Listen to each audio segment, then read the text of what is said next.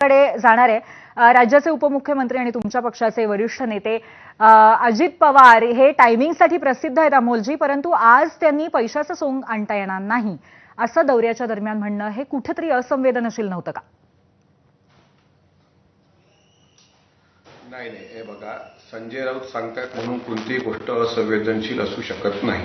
आपल्या गावगाड्यामध्ये म्हण आहे, एखाद्या मुलीला समजा लग्नामध्ये एखादा म्हणजे काहीतरी वेगळं हे घ्यायचं असेल वडिलांकडून, समजा महागडी घड्याळ घ्यायची असेल किंवा महागडे वस्त्र घ्यायचे अमोलजी, फक्त एकच गोष्ट सांगते, ज्या पद्धतीने ते दौरे करतायत, शेतकऱ्यांची व्यथा जाणून घेतात, त्याचं कौतुक आहे, त्याची गरजही आहे, परंतु त्यांचा व्हिडिओ हा सध्या समोर आलेला आहे ज्याच्यामध्ये पैशाचं सोंग घेता येत नाही असं ते म्हणालेले आहेत. नाही, म्हणजे सोयी माझं पूर्वी मॅडम माझं होऊ द्या ना, मला तर बोलायला वेळ द्या. मी हे म्हणतो की एखाद्या मुलीनं समजा वडिलांना लग्नामध्ये अशी मागणी केली की मला महागडी गाडी किंवा महागडी घड्याळ पाहिजे, तेव्हा तो वडील गाव पातळीवरती ती भाषा आहे की बेटा सगळं काही सोंग करता येतं पण पैशाचं सोंग करता येत नाही. आता ही गावगाड्यावरची भाषा आहे. तेवढंच एक वाक्य सातत्यानं 2 दिवसापासून उपमुख्यमंत्री धाराशिव जिल्हा असेल, बीड जिल्हा असेल, सकाळी 5-6 वाजतापासून रात्री 1:30-2 वाजेपर्यंत ग्राउंडवर आहेत. हे तुम्ही सर्व चॅनलने दाखवलं. जितका सहभाग इथे लोकप्रतिनिधींचा आहे तितका विरोधी पक्षाचाही आहे, तितका पत्रकार बांधवांचा आहे.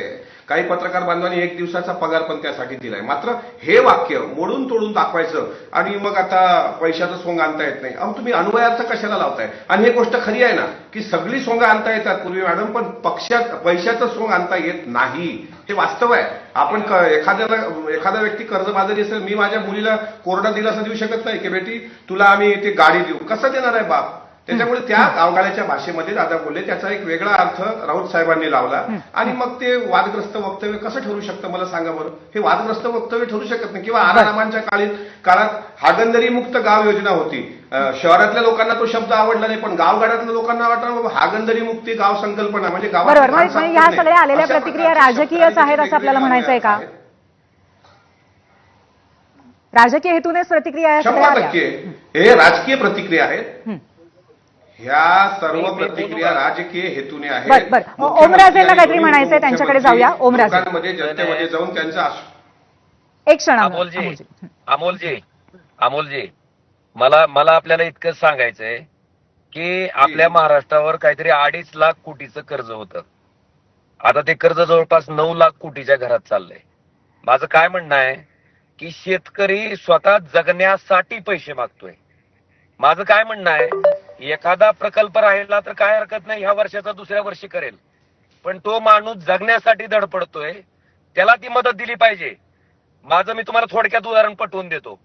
आपलं पोट भरलंय आणि आपल्याकडे जर अर्धी भाकरी असेल आणि आपल्या पुढं असा माणूस आहे की ज्यानं 4 दिवस अन्नाचा कण खाल्लेला नाही, अशा माणसाला आपण त्या अर्ध्या भाकरीतली चतकोर भाकर देणं ही आपली माणुसकी असली पाहिजे का नाही? माझं इतकंच म्हणणं आहे. जर सरकारकडे पैसे नसतील, बिलकुल सोंग आणू नका पैशाचं.